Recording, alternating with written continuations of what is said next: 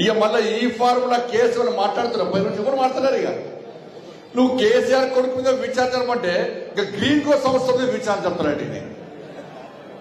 Green core సంస్థ మీద ACP దాడులు చేశారు. మరి ఏం చేశారు ఏసీపీ దాడులు చేసి?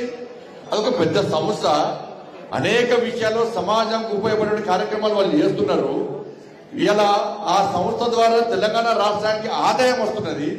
ఇటువంటి సంస్థల మీద దాడులు చేస్తే, ఇటువంటి సంస్థలను ఇబ్బంది పెట్టే ప్రయత్నం చేస్తే, ఆ సంస్థలు ఏం చేస్తున్నాయి? తెలంగాణ ఇష్టపడి వేరే రాష్ట్రంలో వ్యాపారం చేస్తే ఇలా ఆదాయం ఎవరికి నష్టమవుతుంది?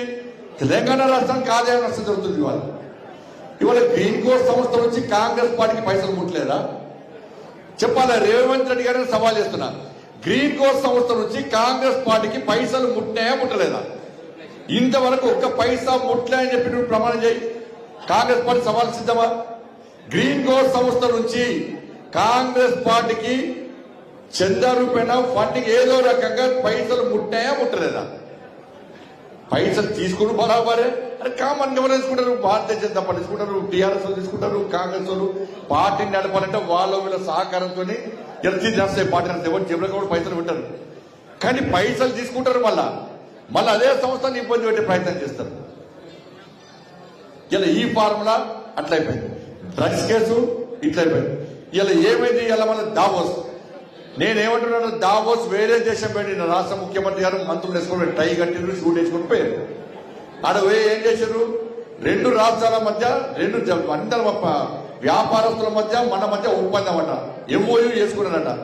ఆ 2014 నుంచి ఇప్పటి వరకు ఎంఓయూ నిజంగా వీళ్ళు చెప్పింది వాస్తవం అయితే 5 లక్షల కోట్ల వ్యాపారం జరగాలి. ఇక్కడ పెట్టుబడులు రావాలి, ఒక్క పైసా రాదే. మీరు అందరూ కూడా టీవీలో చెప్ప తెలంగాణకు గిన్ని పెట్టుబడులు వస్తున్నాయి.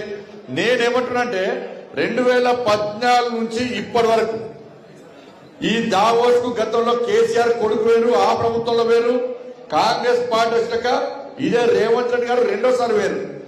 ఆ ప్రభుత్వం గాని ఈ ప్రభుత్వం గాని దావోస్ పోయినప్పుడు ఇంతవరకు వచ్చిన పెట్టుబడులని, ఎన్ని కంపెనీలు దేశానికి తెలంగాణ రాష్ట్రానికి వచ్చినాయి, ఎన్ని లక్షల పెట్టుబడులు తెలంగాణ రాష్ట్రంలో పెట్టిర్రు, ఎన్ని వేల మందికి ఎన్ని లక్షల మందికి ఉద్యోగాలు వచ్చినాయో శ్వేత పత్రం విడుదల చేసే దమ్ము కాంగ్రెస్ పార్టీ ప్రభుత్వానికి ఉందా?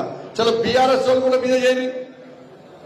2014 నుంచి ఇప్పటి వరకు ఎన్ని పెట్టుబడులు వచ్చినాయి, ఎంతమందికి ఉద్యోగాలు వచ్చినాయి, ఎన్ని కంపెనీలు వచ్చినాయో శ్వేత పత్రం విడుదల చేసే దమ్ము మీకుందా? కేవలము ఈ ఫార్ములా కార్ రేస్ నుంచి ప్రజల దృష్టి మళ్లించడానికి ఇలా ఈ దావోస్ దుకాణం స్టార్ట్ చేసే విషయం వాస్తవం.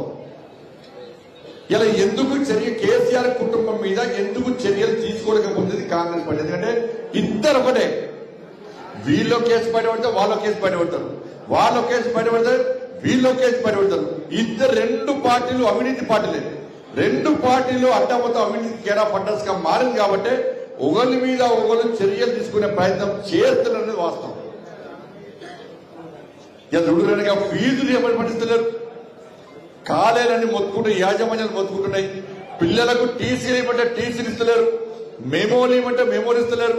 అటు పిల్లలు ఇబ్బంది పడుతున్నారు, ఇటు కాలేజీ యాజమాన్యాలు ఇబ్బంది పడుతున్నారు. ఇవాళ 7,000 కోట్లు వాళ్ళకి ఇవ్వడానికి కూడా ఇలా కాంగ్రెస్ పార్టీ దగ్గర పైసలు లేవు.